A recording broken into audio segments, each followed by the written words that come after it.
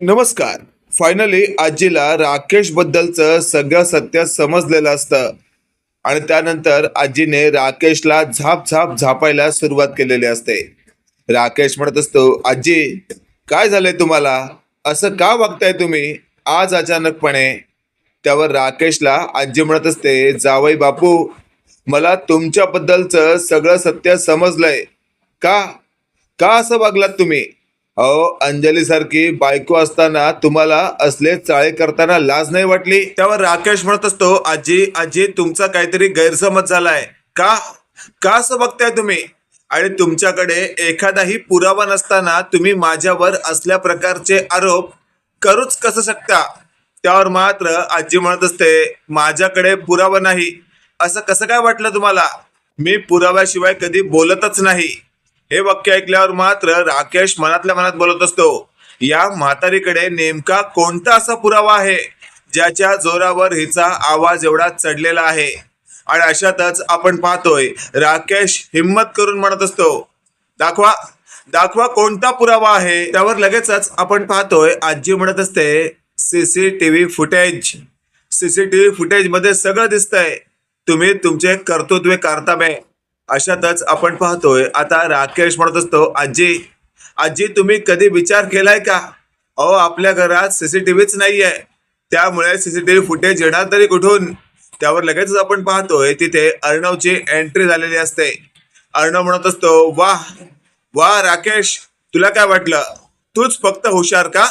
अरे, या घरात सीसीटीव्ही नाहीये असं तुला वाटतंय, पण तुझा नालायकपणा जेव्हा माझ्यासमोर उघड झाला ना, तेव्हा मी तुझ्या नकळत या घरात सीसीटीव्ही लावले, ज्यामुळे मला तू नेमका काय आणि कसं करतोयस हे सगळं दिसत होतं. त्यावर मात्र राकेश म्हणत असतो, अर्णव अर्णव चुकीचं वागलायस तू माझ्याशी. कोणाचीही अशी प्रायव्हसी तू क्लॅप्स करू शकत नाही. त्यावर मात्र अर्णव म्हणत असतो, काय बोलायचंय तुला? तुला तरी कळतंय का? त्यावर लगेचच आता आजी म्हणत असते, ते काही असलं तरी तुमचा नालायकपणा समोर आलाय. तुम्हाला जावई बापू म्हणतानाही मला लाज वाटते. आणि अशातच आपण पाहतोय अर्णव म्हणत असतो, ताई ताई मला माफ कर. तुझा नवरा नालायक निघाला, आता त्यात माझी काही चुकी नाहीये, म्हणून तुझ्याही नकळत मला या घरात सीसीटीव्ही बसवावे लागले. आणि शेवटी ज्या वेळेला मी फुटेज चेक केलं त्यावेळेला माझ्याही पायाखालची जमीन सरकली होती की हा नालायक खरंच नुसता नालायक नाही तर महानालायक आहे. अशातच आपण पाहतोय आता आजी म्हणत असते, अच्छा अर्णव, आता तर याला आपण सोडलंच नाही पाहिजे. आणि आजीने आपल्या जवळ असलेली काठी राकेशच्या पायावर रेमटवायला सुरुवात केलेली असते. राकेश म्हणत असतो, आजी काय करताय तुम्ही हे? आणि अशातच आजी म्हणत असते, जे मला खूप आधी करायला हवं होतं ते मी आता करते. आणि अशातच आजीने राकेशला पायावर काठीने बदडलेलं असतं. राकेश टुनटुन उड्या मारत असतो आणि तेवढ्यात तिथे अर्णवने आजीला असं म्हटलेलं असतं, आजी थांब, अशा प्रकारे मारून याला काही फरक पडणार नाही, त्यापेक्षा आपण याला वेगळी शिक्षा करूया. अशातच आपण पाहतोय अंजली ही आता या राकेशवर चिडलेली असते. चिडलेल्या अंजलीला राकेश मनवण्याचा प्रयत्न करत असतो. राकेश म्हणत असतो, राणी सरकार, तुमच्या भावाचा आणि तुमच्या आजीचा माझ्या विरोधात हा षड्यंत्राचा प्लॅन आहे, प्लीज समजून घ्या तुम्ही. त्यावर लगेचच आता अंजली म्हणत असते, तुम्ही एक गोष्ट लक्षात ठेवा, माझा भाऊ आणि माझी आजी तुमच्या विरोधात जाण्यासाठी असल्या प्रकारचं षड्यंत्र नाही करणार. तुम्हीच यामध्ये दोषी आहात. हे वाक्य ऐकल्यावर मात्र राकेशला कळून चुकलेलं असतं. आता कितीही पापड बेलले तरी आपले इथून सुटका नाही. आणि अशातच आता शेवटी अंजली म्हणत असते, चिंटू, काय करायचं ते कर तू आता. यांना जी शिक्षा तुला योग्य वाटेल ती दे. त्यावर लगेचच आता अर्णव म्हणत असतो, आजी, हा जितका माझा गुन्हेगार आहे तितका ताईचा सुद्धा आहे, तितका तुझा सुद्धा आहे. बोल, काय शिक्षा झाली पाहिजे याला? त्यावर आजी म्हणत असते, अर्णव, खरं तर हा माणूस मला माझ्या डोळ्यासमोर नकोय. आणि अशातच आता अर्णवने बाजूला असलेल्या टेबलाला जोरात लात मारलेली असते आणि तो टेबल जाऊन राकेशच्या गुडघ्याला लागतो आणि राकेश खाली पडतो. लगेचच आता अर्णव म्हणत असतो, आजी बघ दिसतोय का तुझ्या डोळ्यासमोर? त्यावर आजी म्हणत असते, नाही. आणि अशातच आता खाली पडलेल्या राकेशच्या छाताड्यावर पाय देत अर्णव म्हणत असतो, बघ शेवटी मी तुला त्या जागी आणली ज्या जागी तू मला आणण्याचा विचार करत होतास. तू विसरला होतास की मी मी अर्णव राजशिर्के आहे. अरे तू एक फालतू आहेस, फालतू. स्वतःला खोटा वकील मिळवायचास तू. आणि माझ्या बहिणीला ससवलास तसं तू आणखी 4 लोकांना ससवलंयस. पण एक गोष्ट लक्षात ठेव, यापुढे तू आणखी कोणाला फसवू शकत नाहीस, कारण तुझ्यासारख्या माणसाला आता योग्य त्या जागी पाठवण्याचा चांगलाच मी प्रकल्प केला आहे. अशातच आपण पाहतोय अर्णव राजशिर्के यांच्या घरामध्ये पोलिसांची एंट्री झालेली असते आणि पोलिसांनी या राकेशची धरपकड केलेली असते. अचानकपणे आलेल्या पोलिसांना बघून अर्णव म्हणत असतो, इन्स्पेक्टर साहेब, या राकेशला पकडण्यासाठी तुम्ही अचानकपणे आमच्या घरी कसे काय आलात? त्यावर इन्स्पेक्टर साहेब म्हणत असतात, या माणसाच्या विरोधात आमच्याकडे आधीपासूनच एक तक्रार होती, पण पुरावे नसल्यामुळे याला अटक करता येत नव्हती. पण आज पुरावे देखील आहेत. हे वाक्य ऐकल्यावर अर्णव म्हणत असतो, नेमकं काय प्रकरण आहे? अशातच आपण पाहतोय पोलिसांनी सगळं स्टार्ट टू एंड सांगितल्यावर अर्णवला एकच धक्का बसतो. अर्णव म्हणत असतो, काय? या माणसाची आधीची बायको यानेच मारून टाकली आहे? त्यावर लगेचच आता अंजली म्हणत असते, हो चिंटू, मला ईश्वरी सुद्धा हेच सांगत होती, पण मी तिच्या बोलण्यावर विश्वास ठेवला नाही. पण आज कळून चुकलंय की हा माणूस फक्त माणूस नसून तर हैवान आहे. अशातच आता पोलीस म्हणत असतात, चल राकेशा, आता तुझी चांगलीच वरात काढतो आम्ही. आणि अशातच आता पोलिसांनी राकेशच्या कंबरट्यात लाथ घालत त्याला आपल्याकडे ओढलेलं असतं आणि थेट त्याला असं म्हटलेलं असतं, आता बघ काय अवस्था करतो तुझी. आणि अशातच राकेश म्हणत असतो, इन्स्पेक्टर साहेब, तुमचा काहीतरी गैरसमज झालाय. अहो मी काही केलेलं नाहीये. अहो मी निर्दोष आहे. अहो मी एक साधा सिंपल वकील आहे. त्यावर अर्णव म्हणत असतो, नालायका, तू वकील आहेस?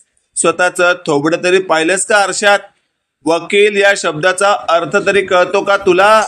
त्यावर मात्र आता थेट इन्स्पेक्टर साहेब म्हणत असतात, असशील तू वकील किंवा नशील त्याच्याशी आम्हाला काही घेणं देणं नाहीये, पण आत्ताच्या आत्ता तुला आमच्या बरोबर आम्ही पोलीस स्टेशनला फरफटत नेणार आणि तिकडे तुझी चांगलीच चांबडी सोलणार. त्यावर मात्र राकेशला कळून चुकलेलं असतं की आता आपली सुटका नाही.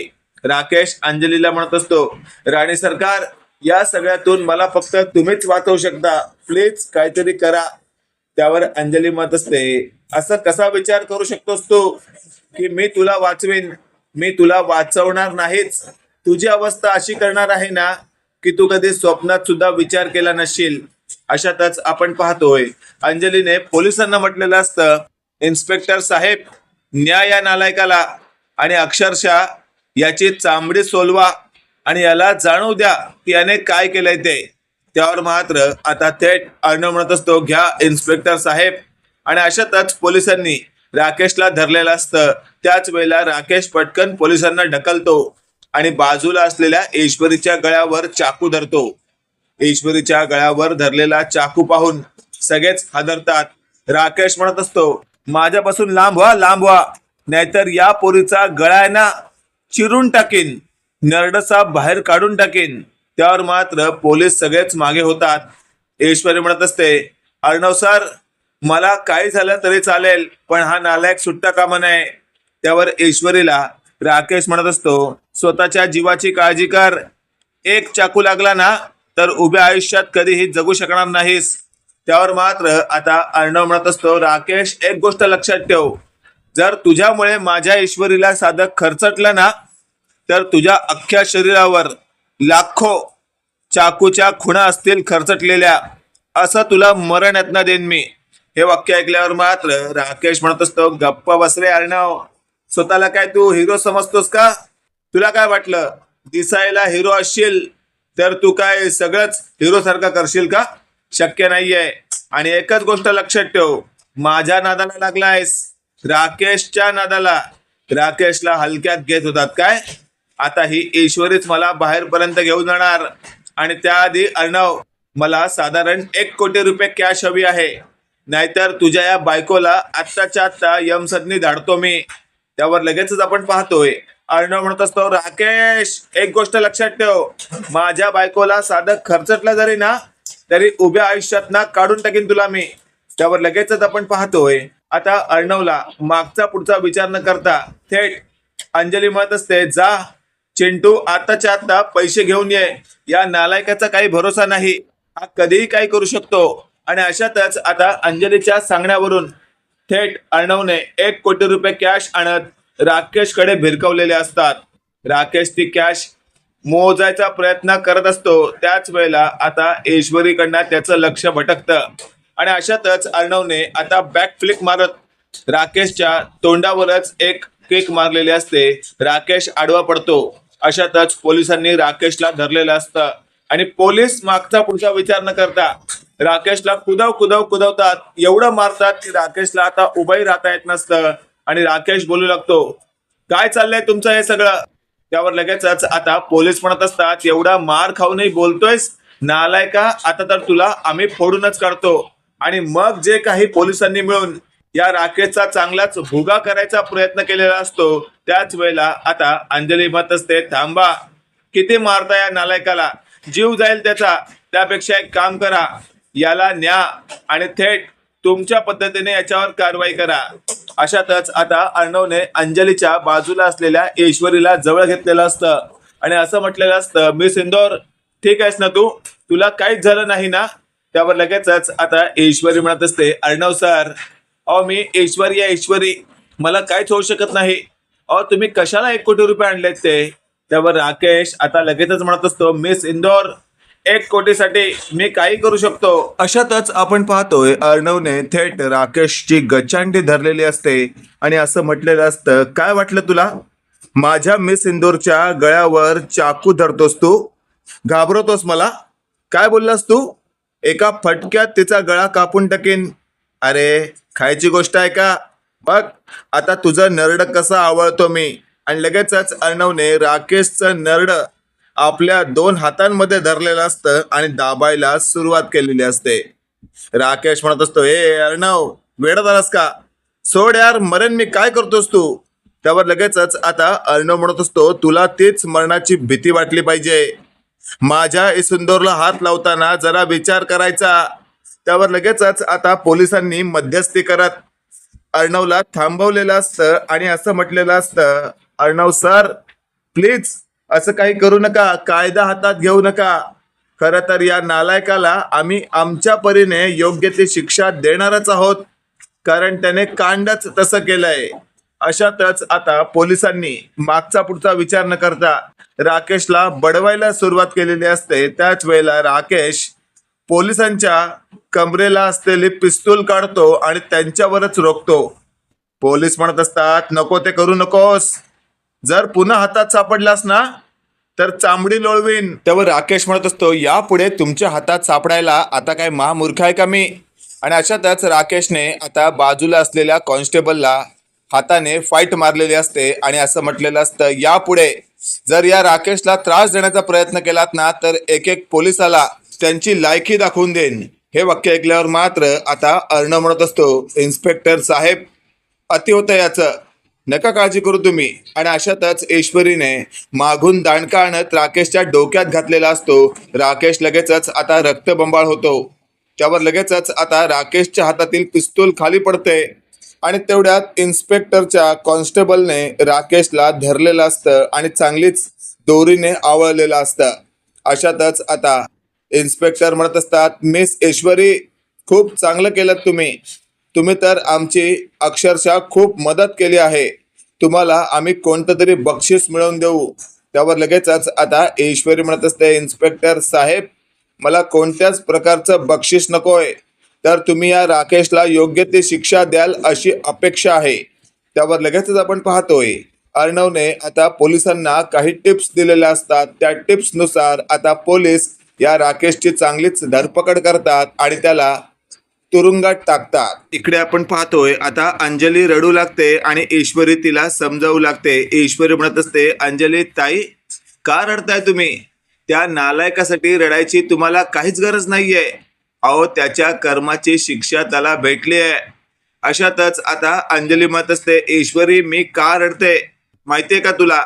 ज्याच्यावर मनापासून इतकं प्रेम केलं, इतका विश्वास ठेवला, त्या माणसाने मला अक्षरशः फसवलं. त्याचा मला खूप खूप त्रास होतोय. इकडे आपण पाहतोय आता सगळं काही ओके होत असताना शेवटी ईश्वरीने अर्णवच्या बायकोला असं म्हटलेलं असतं की एक गोष्ट लक्षात ठेवा, जे काय होत आहे ना ते चांगल्यासाठी.